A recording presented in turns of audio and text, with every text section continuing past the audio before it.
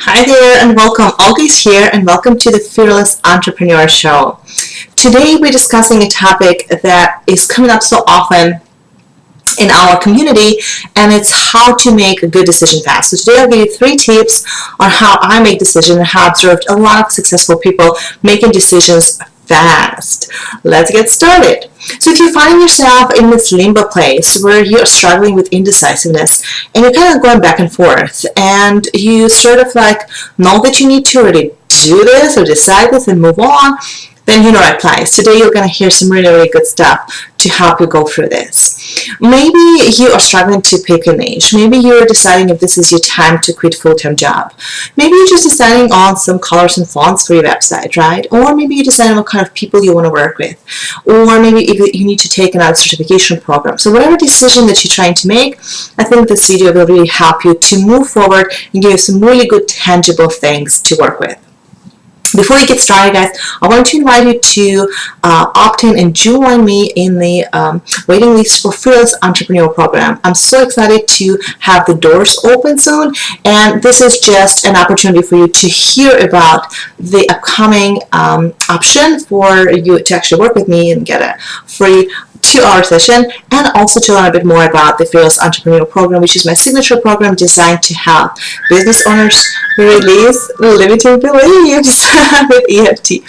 So if you are not on that VIP waiting list, make sure to opt in below. There should be a link there that says opt into the VIP waiting list so you can get the first tips on all the amazing stuff that's coming your way.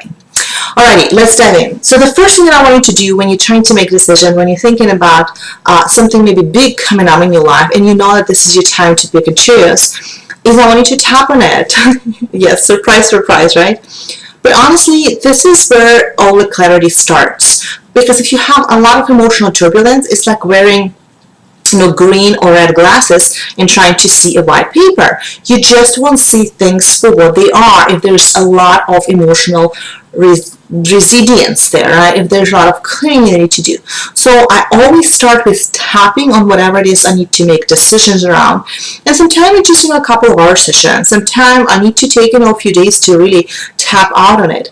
So even right now, I remember when it was time for me to decide on a niche or to pick a niche, I had to sit down and had a session with someone, and I had to pause and then doing my blogs, and I sent an email to my community saying, hey guys, I'm actually trying to decide what kind of people I serve best so I can, show up in my best and highest self, for you. So hold on tight, and I took a pause for a month from doing emails and everything else because I wanted to go back and discover myself. What is it that I do best?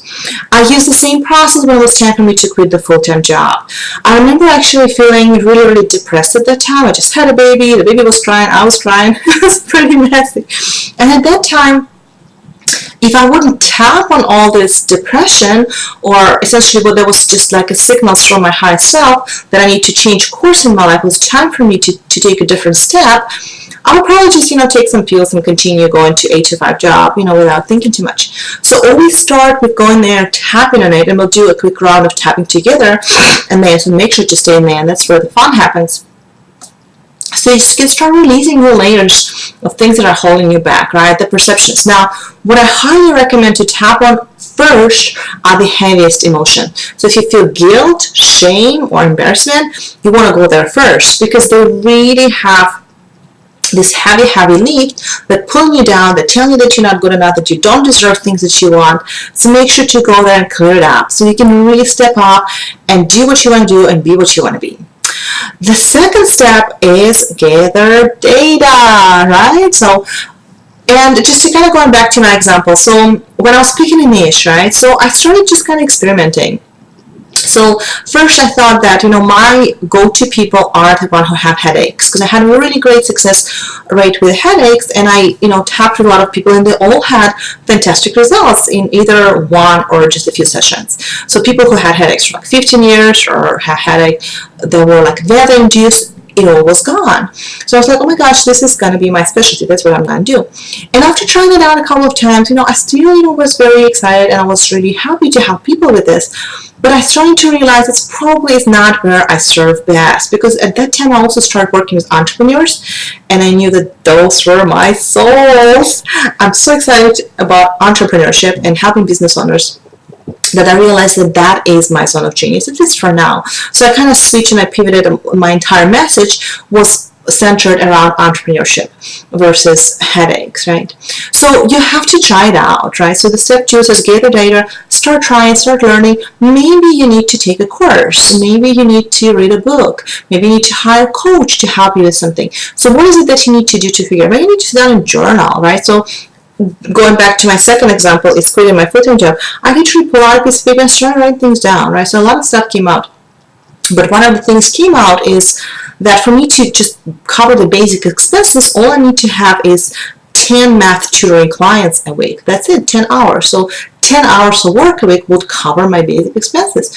It was just so phenomenal. So I was like, oh my gosh, I'm trading 40 hours a week for 10 hours a week. So it was really a good step to do, right? But it was logical decision that came after doing the tapping work, which is clearing out all the emotional residue, clearing out all the, oh, it's not going to happen, it's too good to be true, or I cannot do it, period. So start with clearing out emotional residue and then go into the logics and facts and see what is it that you need to do, have, or research, or maybe there's really not much that you need to do, but get some clarity around this. Very important. And finally, step number 3, guys, is leap and the net will appear. That's right.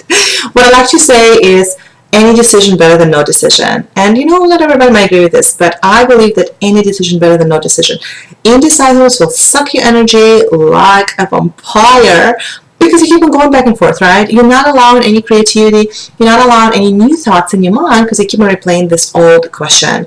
So notice it. What are the things that you kind of struggling with making a decision, and just decide. Because the truth is you can change it anytime, right? You just have to step into this corridor, step into this place, and start, doing things a little bit. I like what Denise Duffel-Thomas said about it. She said, well, before you want to have 3 babies, have 1, right? So if you're making a decision about creating a group program or, starting like a new project, just start small. Start with something that will give you a taste of it, so you'll know if this is what you actually want to do or not. Start really practicing.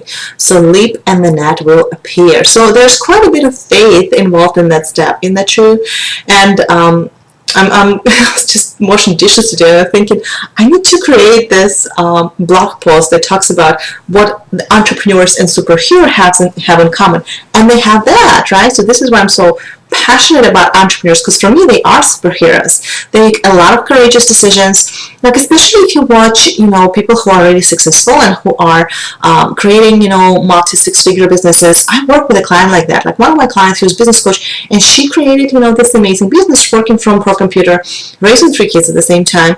And I was watching her make decisions. She would make them in a blink of an eye so quickly. It was fantastic. So start looking at some of your patterns and say, it's okay for me to make a decision. Whatever I do, it's going to be the right thing, and if not, I can always change it. I'm the boss here after all. Right, gorgeous. So let's go ahead and do some tapping around that. And once again, if you haven't opted into Fearless Entrepreneur Program, opt-in waiting list, do that now. It's going to be so much fun. You're just going to get an email from me informing you about, some of the benefits. Now, so at this time, just kind of close your eyes and step into this place of indecisiveness and see if you can, bring it up. See if there's a certain decision that you need to make. I was tapping on that recently myself, and literally today I made a really huge decision in my life, pivotal decision, and it's such a relief. Oh my gosh, it feels so great. I think a lot of people think that, it's going to be hard, but the truth is it's liberating. When you take this step, it's like the weight is lifted off your shoulders. So start stepping in this place, noticing your resistance to taking, the step, to making a decision, to picking or choosing something. And when you notice it, just bring it up and we'll tap on it. Okay, ready? Let's do this. And just say this indecisiveness. I can't choose. I'm not sure. Going back and forth. Trying to decide. All this fear. It's safe to let it go.